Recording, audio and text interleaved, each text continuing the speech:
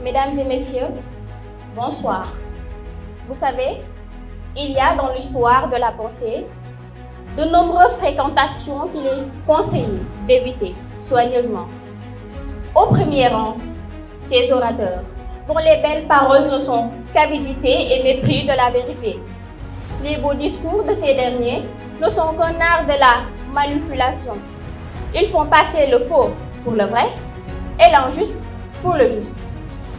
Mesdames et messieurs, il est évident que les catastrophes qui ont autrefois bouleversé les cités florissantes, qui ont fait taire les grands hommes, ces mots qui ont jadis déchiré notre monde, ont été, de manière générale, causés par des hommes éloquents.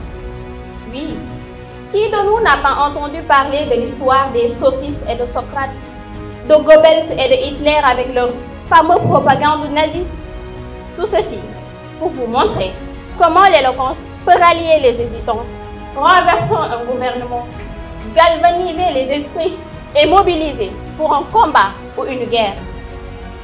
Cependant, nous savons tous que la rhétorique est née de l'éloquence et que certains font un meilleur usage que quelques autres du don de la parole. Ils traitent mieux leur matière, ils se font écouter plus volontiers, ils réussissent plus sûrement à persuader. Sachez alors, mesdames et messieurs, que l'éloquence permet aux hommes qui, au début de leur existence, étaient barbares, de devenir civilisés, plus humains, de suivre les règles de la civilisation. Elle sert à se défendre de manière plus proprement humaine que la force physique. Ce qui nous permet de dire que l'éloquence est des qualités morales. En effet, un orateur doit avoir à cœur de dénoncer les crimes, d'interdire les injustices, d'inciter le peuple à aller dans la bonne direction et de punir les méchants. Ainsi, il ne parle plus pour parler, mais pour défendre la cause qu'il estime juste. Parce qu'en réalité, nous cherchons un homme qui avance sans peur au milieu d'une armée d'ennemis. C'est pourquoi les forces dont l'orateur doit puiser doivent être la morale et la justice. Le 28 août 1963, à Washington DC, Martin Luther King délivrait un discours historique où il a prononcé une phrase emblématique que je cite « I have a dream » en des citations. Cette phrase, ce discours, nous montre une fois de plus l'importance de l'éloquence dans la société.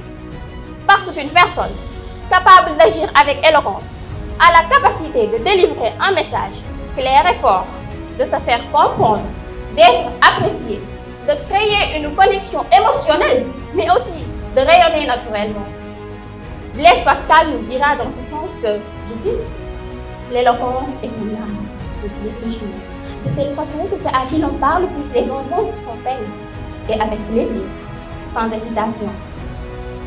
Sur ce, force est de constater que l'éloquence est plus avantageuse qu'une musique à l'autre. En effet, si nous remontons les époques, nous verrons que l'éloquence a su fonder des villes, éteindre des guerres, rétablir des relations durables et nouer les nœuds d'une sainte amitié.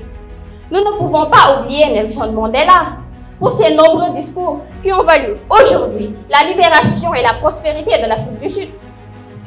Il y a une 60aine d'années derrière nous que Patrice Lumumba, héros national congolais, combattait pour le rassemblement des Africains contre l'impérialisme avec sa célèbre phrase que je cite « Africains, levons-nous ».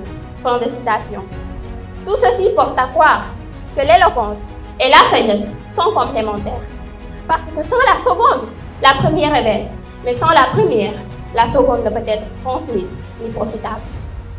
L'éloquence, mesdames et messieurs, s'inscrit dans l'élaboration d'une pensée d'intérêt public, puisqu'il est un outil d'accomplissement qui garantit la souveraineté de l'esprit éclairé.